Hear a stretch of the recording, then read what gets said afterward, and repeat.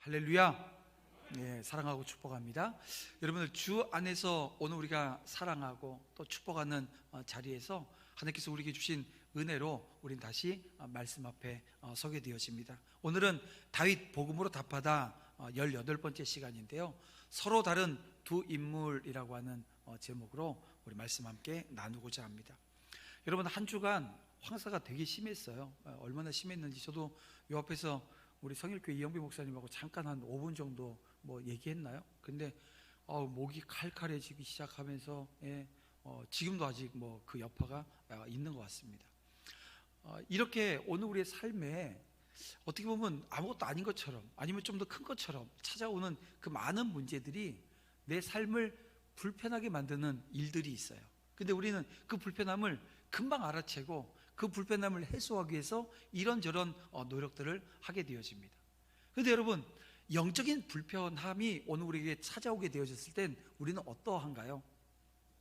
불편한데도 불편한 줄 모르고 있는 분들이 계시다는 겁니다. 왜 그러냐 하면, 영적인 것은 여러분 무지하게 되어지면 그렇게 되어집니다. 저는 우리 안에 있는, 우리 공동체 안에 있는 모든 지체들이 불편한 것은 불편한 것으로 알고 또 그 불편함을 해소하기 위해서 노력하는 모습이 오늘 우리 안에 있었으면 좋겠다라고 하는 생각을 하게 되어집니다.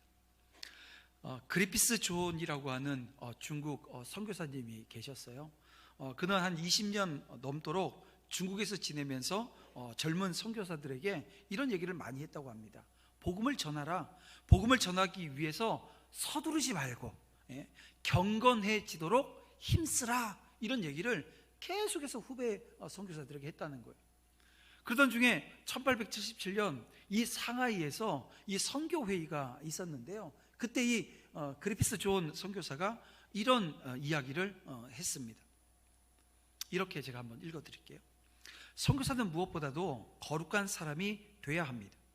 중국 사람들은 선교사들이 거룩한 사람 되길 원합니다. 나는 별로 경건하지 않은 채 큰 영적 능력을 발휘할 수 있는 목회자는 한 사람도 없다고 확신합니다. 목회자는 착한 사람이기만 해서는 안 됩니다. 그 지방 사람들의 언어와 문학을 익힐 뿐만 아니라 경건해지기를 힘써야 합니다. 형제들이여, 이것이 바로 이 큰 나라가 우리를 통해 변화될 수 있기 위해 필요한 일입니다. 삼위일체시요 거룩하신 분이신 하나님과 함께 시간을 보내십시오. 아버지와 함께 시간을 보내십시오. 하나님의 거룩하신 자 그리스도와 함께 시간을 보내시길 바랍니다. 거룩함을 나타내는 하나님의 영이시며 우리를 거룩한 성전 되게 하시는 그 성령님과 함께 시간을 나누십시오. 이처럼 거룩한 교제를 위해 시간을 내어 드리십시오. 하나님은 친히 우리로 온전히 거룩하게 하십니다. 끊이지 않는 교제를 경험하십시오. 그로 말미암아 우리는 한 성령 안에서 아버지께 나아감을 얻습니다. 여러분, 이런 이야기를 이 선교회의에서 동역자들과 또 후배 선교사들에게 했다는 것입니다. 저는 여러분, 우리 안에 이 영적인 불편이라고 하는 것은 여러분 이런 거라고 생각해요. 하나님과의 관계가 비틀어져 버렸어요. 하나님과의 관계가 소홀해져 버렸어요. 여러분, 그렇게 되어지면 오늘 우리의 영적인 불편함이라고 하는 것이 찾아오게 되어집니다. 제가 영적인 불편함이라고 어떻게 보면 좀 고상하게 여러분들 귀에 그래도 좀 이렇게 불편하게 들리지 않으려고 제가 표현을 했지만, 여러분 보세요. 오늘 우리가 인생을 살아나가면서 수많은 고난을 당해요. 근데 이 고난 중에 하나님이 나와 함께 하시지 않아요. 나와 동행하지 않으시는 것처럼 보이는 상황이 오늘 우리 가운데 주어질 때가 있습니다. 근데 여러분, 기억했으면 좋겠어요. 오늘 우리 주님은 한 번도 저와 여러분을 떠나신 적이 없으세요. 여전히 하나님 우편에서 저와 여러분을 위해서 중보하고 계시고요, 성령님을 통해서 오늘 우리가 만나는 그 수많은 위기들, 여러분 그 위기들을 합력하여 선으로 바꾸고 계심을 여러분 믿으시길 바랍니다. 여러분, 이게 하나님과의 오늘 우리의 관계, 이 교제가 여러분 끊어지게 되어지고 비틀어지게 되어지면 이 가장 귀중하고 가장 소중한 이 라인 자체를 상실하게 되어져요. 이 상실하는 게 우리 편에서 망각하기 때문에, 잊어버리기 때문에 오게 되어지는 문제입니다. 그래서 오늘 우리는 하나님 앞에 서야 합니다. 하나님 앞에 서야 돼요. 어떻게 해요? 기도해야 한다는 것입니다. 인생에 문제가 찾아왔을 때 여러분 새벽을 깨워 그 시간을 하나님께 드려 오늘 우리가 엎드려야 됩니다. 무릎으로 나가야 합니다. 기도해야 합니다. 교회 안에 경건의 모양은 있는데 경건의 능력이 없는 사람들이 가득하게 되어지면요, 이건 큰 문제 아니겠어요? 근데 여러분, 경건의 능력 어떻게 우리에게 임하게 되어집니까? 기도하면 하나님께서 능력 주시는 거 아니에요? 그 능력으로 오늘 우리가 주님이 주시는 은혜를 여러분 충만하게 우리가 나눌 수 있는 그 자리로 나아가는 것입니다. 기도함으로 늘 주님과 동행하고 말씀하시는 그 하나님의 음성을 들어 그 뜻대로 행할 수 있도록 말씀을 가까이 하는 삶을 저 여러분이 살아내는 거죠. 그래서 이번에 우리 54주년 맞이해서 또 성경 필사를 합니다. 매년 하게 되어지는 필사의 자리인데요, 여러분 이 가지고 있는 의미가 뭐예요? 쓰시면서 손 아파, 왜 목사님 맨날 이거 쓰래, 1년에 한 번씩. 여러분 그 자리는 은혜도 없고요, 아무것도 없어요. 글씨만 삐뚤삐뚤 되지 남는 게 없다는 거예요. 하지만 글씨가 삐뚤삐뚤 써지고 이리 가고 저리 가고 뭐 하는 그 글씨지만 여러분 그 안에 오늘 우리의 다짐이 있는 거예요. 하나님, 내가 하나님 말씀에 순종하겠습니다. 하나님, 내가 그 하나님의 뜻을 헤아려 말씀이 중심이 되어지는 삶의 자리에 서겠습니다. 여러분 결단하는 시간인 거예요. 그래서 매년 오늘 우리는 결단하며 나아가는 거예요. 또 기도하며 나아가는 거예요. 하나님이 함께 하시기에 오늘 우리가 선 그 모든 자리들이 여러분 하나님의 은혜로 말미암아 말씀으로 가까이 하는 삶이 되어지는 그 축복의 자리 되어짐을 여러분 믿으시기를 주님의 이름으로 축원함을 드립니다. 자, 오늘 다윗을 보세요. 다윗은 언제 있을지 모를 이 다윗의 추격을 피해서 지금 오늘 본문에 보면 10황무지 수풀에 은신했어요. 근데 그곳에서 다윗의 오랜 친구인 이 요나단과 제외하고 큰 위로와 용기를 얻습니다. 여러분, 우리는 이 다윗의 여정을 이렇게 쭉 따라가고 있는데요, 이 여정을 통해서 오늘은 이 다윗의 형통함이라고 하는 이 주제를 한번 좀 생각했으면 좋겠어요. 여러분, 오늘 이 본문에 다윗의 형통함을 우리가 발견하게 되어지나요? 여러분, 다윗은 여전히 지금 쫓기고 있고요, 여전히 지금 이 죽음이라고 하는 어떻게 보면 공포입니다. 왜냐하면 잡히면 죽으니까요. 다윗의 여정을 보면 그래서 형통하다 오늘 이야기하지 못합니다. 그런데 이 시각은 오늘 우리 인간의 시각입니다. 오늘 우리의 관점에선 형통하지 않은 것처럼 보여요.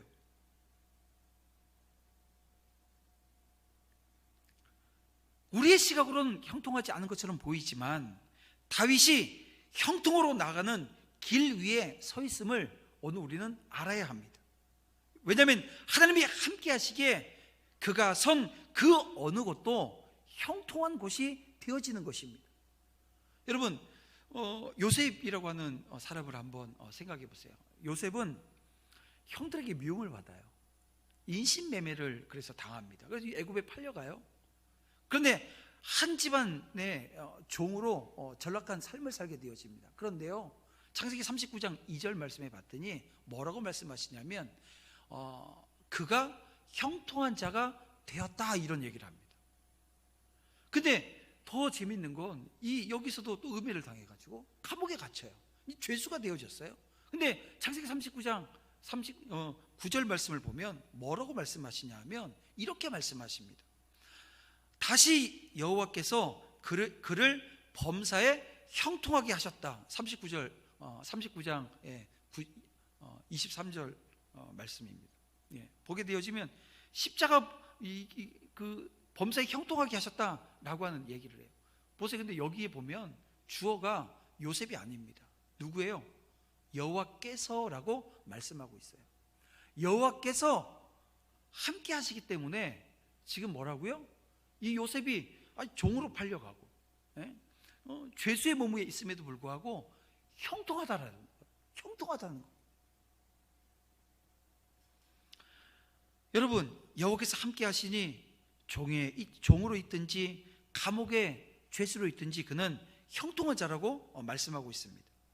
그래서 우리가 형통에 대한 개념 정확히 알아야 됩니다. 여러분, 오늘 그 여호와께서 함께 하시는 요셉이 하나님께서 여전히 붙들고 계시고 함께 하시는 다윗이 형통한 삶을 살고 있는데요. 여러분, 저와 여러분은 어떤가요? 오늘 우리는 어떻습니까? 오늘 우리는 형통한 사람들입니까? 어떻게 형통한 사람이에요? 믿어지지 않죠. 그리고 제가 또 이 설명을 또 한번 드리고 가야 될 것 같습니다. 여러분, 성경에 말씀하는 그 형통한 사람은요, 누구라고요? 하나님이 함께 하시는 사람이에요. 근데 저와 여러분에겐 누가 계세요? 예수님이 계세요. 2000년 전에 예수님이 이 땅에 육신을 입고 성육신 하셨습니다. 인카네이션 하셨습니다. 그래가지고 어떤 일이 발생했어요? 십자가에 죽으셨어요. 왜요? 우리의 죄 때문에. 여러분, 예수님이 나를 위해서 십자가에 죽으신 그 사건이 여러분 내게 믿어져요. 그리고 나를 위해서 사흘 만에 부활하셨음을 내가 믿어요. 그리고 나를 위해서 지금도 하늘 보좌 우편에서 중보하고 계셔요. 다시 오시겠다고 하신 그 주님을 내가 믿고 있어요. 이게요, 내가 믿을 수 있는 수준의 것이 아닙니다. 인간의 상식과 인간의 기준을 뛰어넘는 일들이 믿어지는 거예요. 그래서 이것을 우리는 십자가 복음이라고 얘기합니다. 이 십자가, 이 복음을 믿어 성령께서, 그러니까 예수님께서 오늘 우리 가운데 임재하셨으니까요, 임하신 거예요. 그래서 여기 지금 예수 믿는 저와 여러분 중에, 여러분, 예수님이 요만큼만 조금만 있는 분이 없고요, 다 충만하게 있는 거예요. 근데 이걸 자꾸 망각을 해요. 잊어버려요. 그래서 잊어버릴까 봐 예수님께서 어떻게 하셨어요? 성령을 보내주셨어요. 그래서 성령께서 오늘 우리 가운데 임재하시는데요, 어떻게 해요? 내주하시고 교통하시고, 충만하시는데, 오늘 매일매일 오늘 우리 가운데 성령의 기름 부음이 넘치는 은혜의 자리를 허락해 주신다는 거예요. 여러분, 그래서 오늘 우리도 성령의 인도함을 받고 있기 때문에 뭐라고요? 형통한 자라는 것입니다. 여러분, 형통함을 여러분 믿으시길 바랍니다. 무슨 뭐 하는 일마다 뭐 잘 되고, 로또 샀더니 막 1등 당첨, 그게 형통한 게 아니고요, 그 망조고요, 망하는 길입니다. 절대 여러분 그런 삶 쳐다보지도 마시고 갈망하지 않았으면 좋겠어요. 그래도 하나님이 때로는 그 웃기는 그 장면 속에서도 또 오늘 우리를 인도하시기도 하셔요. 하지만 여러분, 정상적인 신앙생활, 오늘 우리가 하나님이 주신 은혜의 자리라고 하는 것이 뭔가, 이 형통이 뭔가를 제대로 알고 섰으면 좋겠는 거예요. 그렇습니다. 여러분, 형통이란 고난이 없고 장애물이 없는 삶을 이야기하는 게 아닙니다. 주님의 길을 가는 동안 어려움도 있고요, 장애물을 만나기도 해요. 하지만 그것을 밟고 일어나 여러분 승리하는 삶을 사는 거예요. 근데 그게 내 힘이 아니라고요. 결국 성령께서 이끄심이 오늘 우리의 삶의 형통이 되어짐을 여러분 믿으시길 바랍니다. 그래서 우리는 여전히 고난 가운데 있지만 다윗을 보면서 형통함을 찾을 수 있기를 바랍니다. 여러분, 다윗이 십광야 수풀에 있다라고 하는 소식을 들은 요나단이 어떻게 해요? 다윗을 찾아가요. 근데 이걸 보면 이게 지금 요나단이 다윗을 신방하러 간 거예요. 제가 왜 이 신방이라고 하는 표현을 쓰냐 하면 이런 겁니다. 여러분, 요나단은 하나님 안에서 다윗을 위로하고 용기를 북돋아 줍니다. 그리고 16절 말씀을 보게 되면 그로 하여금 하나님을 힘있게 의지하게 했다. 그에게 하나님을 힘있게 의지하게 했다. 누가요? 이게 요나단이 가서 다윗이 어떻게 보면 막 절망 가운데 있을 수 있잖아요. 근데 하나님 의지하게끔 이끌어 줬다는 거예요. 그리고 하나님의 뜻을 전해줍니다. 사울이 결코 다윗을 해하지 못할 것과 다윗이 왕이 될 거라는 거예요. 그래서 이 17절 말씀을 보면 그 사실을 누가요? 너는 이스라엘의 왕이 된다는 거예요. 근데 그걸 누가 알고 있어요? 내 아버지 사울도 안 되는 거예요. 아니까 지금 너 죽이려고 한다는 거죠. 여러분, 이 과정을 통해서 이 두 사람은 다시 하나님 앞에서 언약하고 헤어집니다. 극심한 고난을 당하던 다윗에게 이 위로는 여러분 작지 않은 위로가 되어졌을 것입니다. 그래서 제가 요나단이 이 다윗을 찾아가서 이 하는 이 모든 그 과정을 보면 이게 지금 신방해 주고 있는 거예요. 요나단의 위로가 특별히 더 힘이 된 이유가 있습니다. 그것은 그의 말이 사람의 생각에서 비롯되어진 것이 아니기 때문에 그래요. 요나단은 하나님의 뜻을 전달했습니다. 그리고 하나님 안에서 다시 한번 약속, 언약을 확인하고 하나님의 임재 안에서 그를 축복해요. 여러분, 혹시 이 다윗이 처한 것과 같은 이 절명의 위기에 처해 본 경험들이 있으신지요? 아마 대부분의 사람들은 다윗이 처한 것과 같은 아주 극심한 위기는 아마 인생을 살아가면서 한 번도 경험하지 못하는 일이 될 줄 압니다. 그러나 사람은 누구나 인생을 살아나가면서 그 크기가 다르지. 여러분, 모든 사람들이 크고 작은 위기를 만나게 되어져요. 그런 위기를 만났을 때 여러분은 자신에게 무엇이 가장 필요하다고 생각하십니까? 어떤 사람에게는 사람마다 위기의 종류마다 아마 그게 다 다를 거예요. 그래서 어떤 사람은 돈이 가장 필요할 때가 있고, 또 어떤 사람은 권력이 필요할 때가 있을 거고요. 어떤 사람은 의술이라든지 약이 가장 필요할 수도 있습니다. 그러나 그 모든 경우에 가장 우선적으로 필요한 것은 뭘까요? 용기, 희망, 이것을 주는 여러분 따뜻한 위로와 여러분 격려입니다. 위기에 처한 사람에게 찾아가서 아주 조용히 건네주는 위로와 이 격려의 한마디는 그 무엇과도 비교할 수 없는 어마어마한 힘이 되어진다라고 하는 거예요. 여러분, 인생에 찾아온 위기 앞에 힘들고 괴로울 때, 그리고 또 혼자여서 외로울 때 조용히 찾아와서 걱정하지 말고 힘내, 하나님께서 다 아셔, 하나님이 책임져 주실 거야 라고 이야기해주는, 어떻게 보면 교회 안에 연세 많으신 우리 노건사님들의 따뜻한 위로 여러분 들어보신 적이 있으십니까? 만약에 없으면 우리 노건사님들 하셔야 되는 거예요. 우리 은퇴 장로님들, 우리 원로 장로님들 그 역할 하셔야 되는 거예요.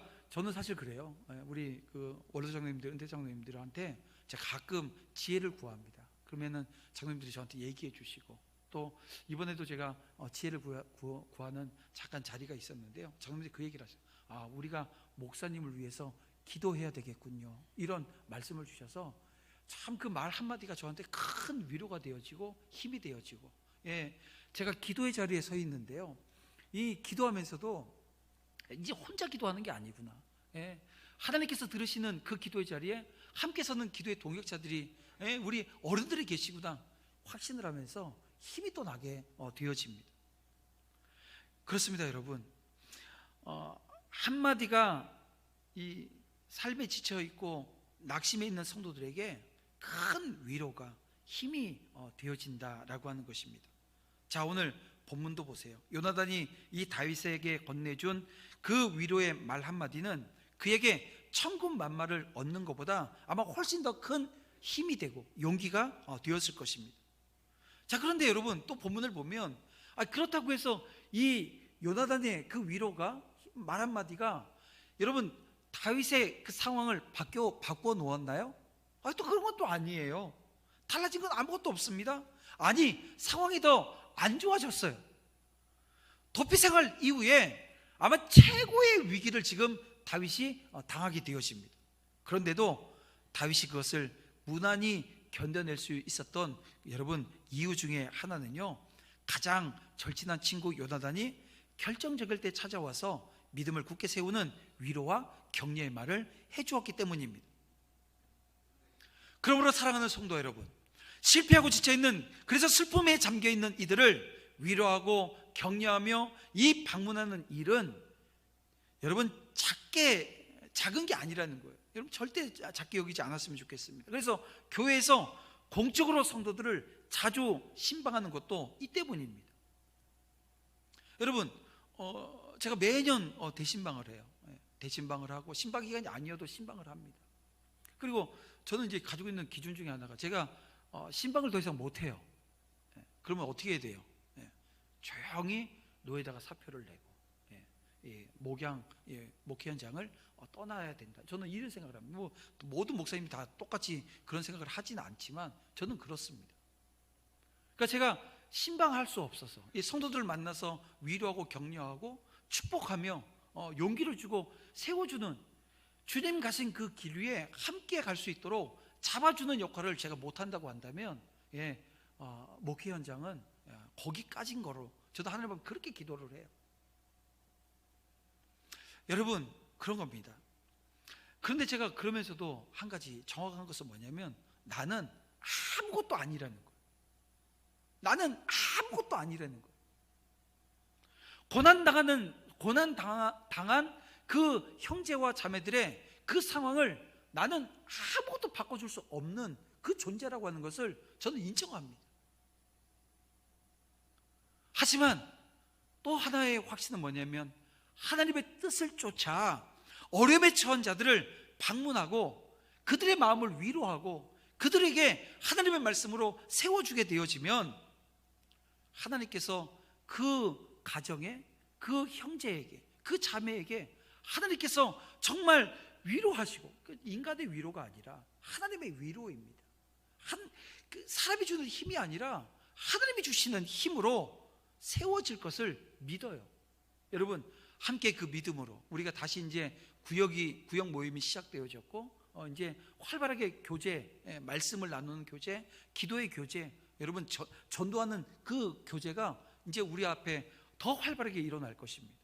그때 여러분 기억하세요. 내가 할 수 있는 건 없지만 내가 주님의 뜻, 하나님의 뜻을 쫓을 때 여러분 내가 서 있는 그 자리가 언제나 회복의 역사가 있고, 여러분 위로의 역사가 있고, 여러분 주시는 하나님이 주시는 능력으로 힘 있는 자리에 서게 된다라고 하는 것을 여러분 믿고 우리 함께 그 자리에 서시기를 주님의 이름으로 축원함을 드립니다.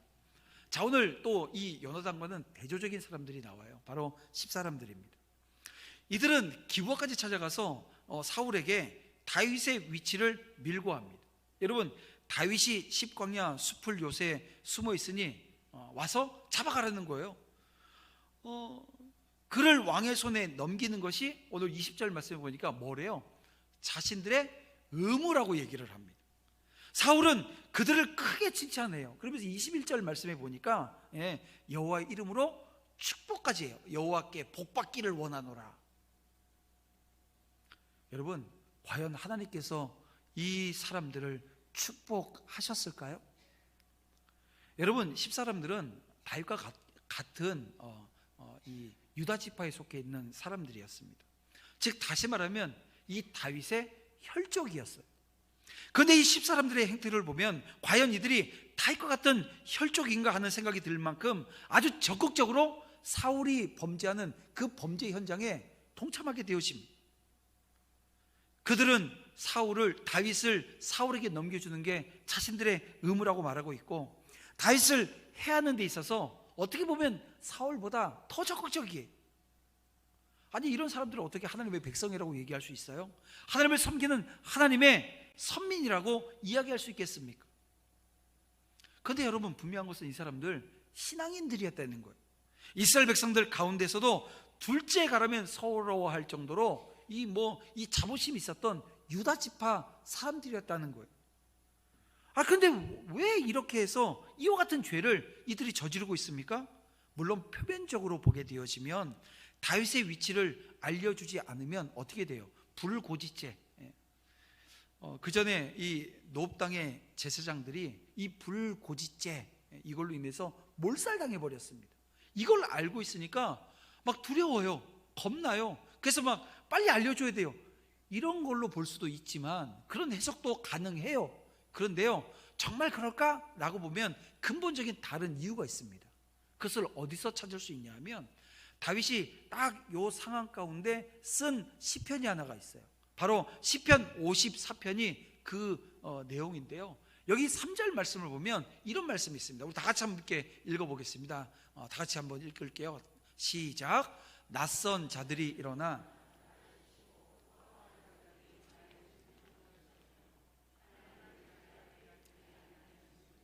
이 노란색 문장을 다시 한번 읽겠습니다. 시작.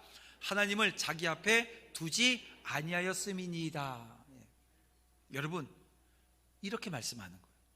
뭘 말해주는 겁니까?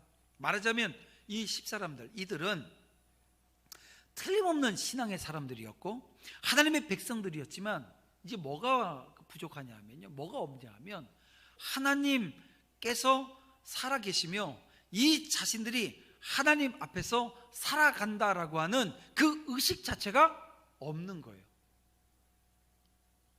있어요. 그런데요, 있어도 그게 아주 희미해져 버렸어요. 희미해서 읽혀지지도 않아요. 보여지지도 않아요. 오히려 이들이 의식했던 게 뭡니까? 당시 이스라엘의 최고 정치 권력을 가지고 있었던 사울입니다. 자신들은 사울의 통치 아래 있고 사울 앞에서 살아간다라고 하는 의식은 가지고 있는 거예요. 자신들의 생살 여탈권이 오직 사울이 쥐고 있다, 이렇게 생각한 것입니다.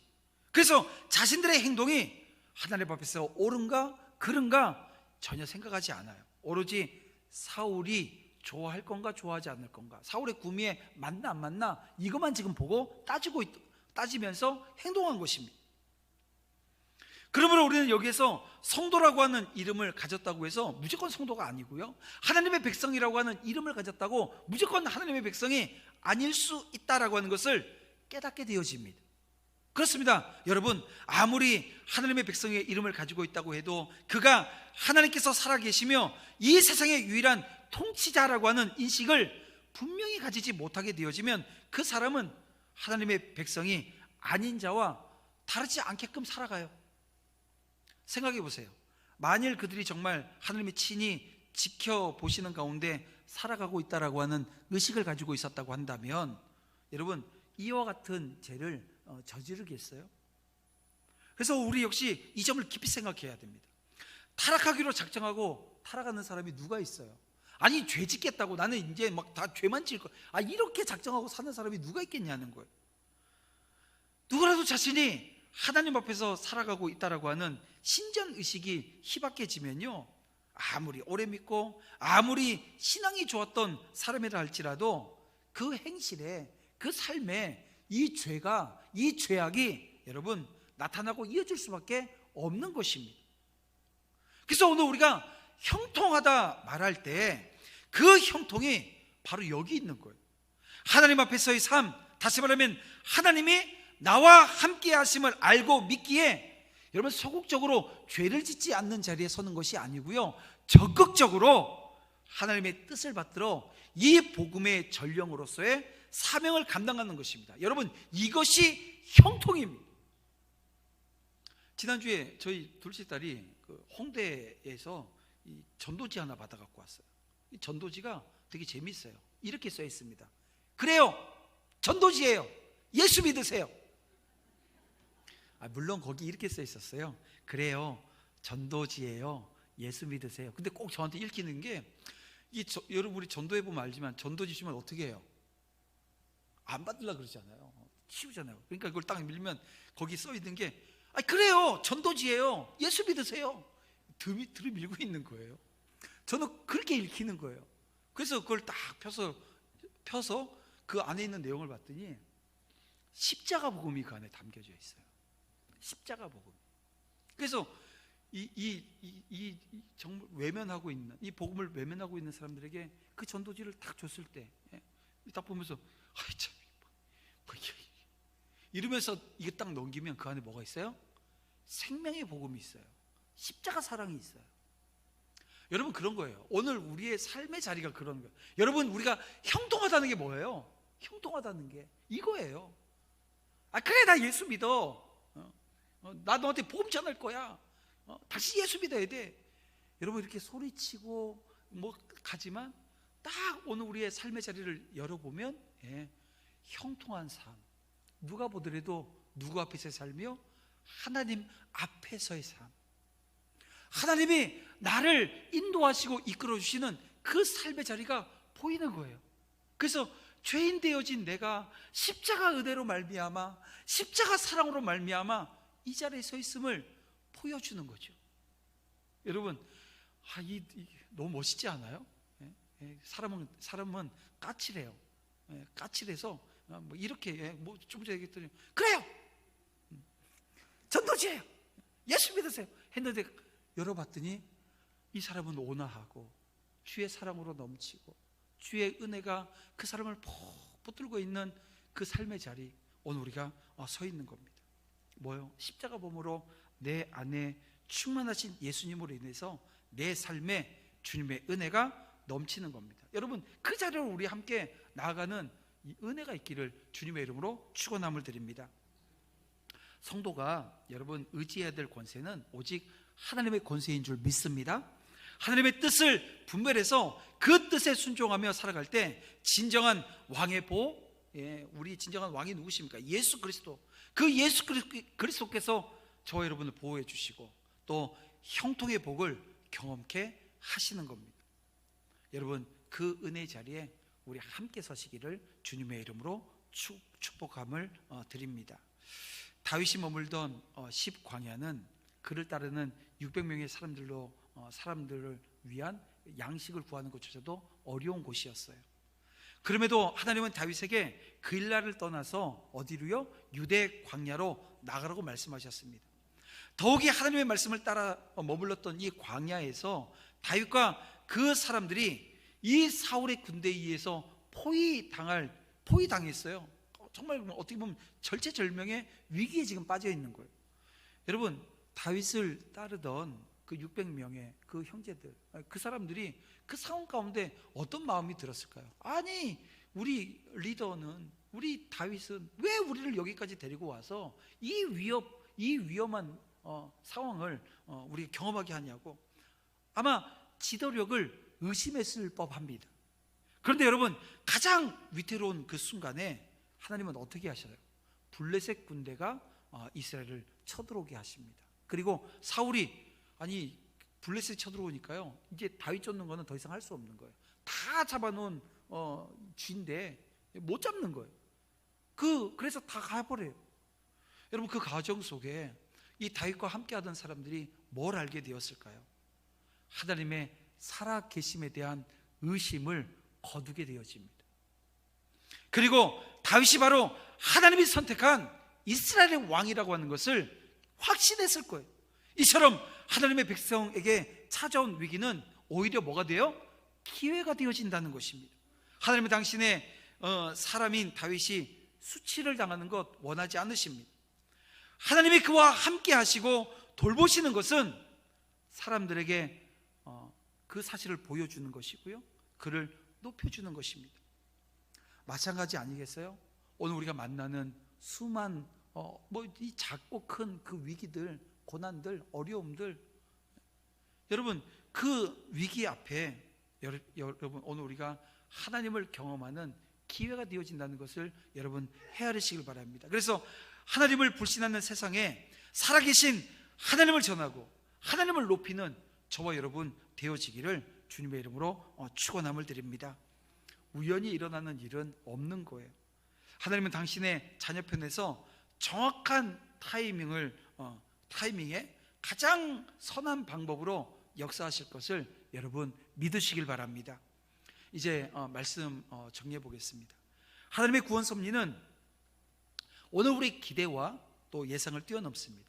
여러분, 하나님의 계획은 반드시 이루어집니다. 하나님의 계획은 하나님의 나라를 이루고 이 당신의 그 백성을 구원하시는 거예요. 그래서 권세자들이 자기 힘을 다 동원해서 온몸으로 막는다고 해도 하나님의 섭리는요 이루어질 수밖에 없습니다. 그러니 우리가 할 일이 뭐겠어요? 오직 하나님의 뜻을 구하는 것입니다. 그 뜻에 순종하는 것입니다. 여러분, 그 자리에 저와 여러분이 함께 서서 이 믿음의 공동체가 주님을 향해서 온전하게 세워지는 은혜의 역사 분명히 있기를 주님의 이름으로 축복합니다.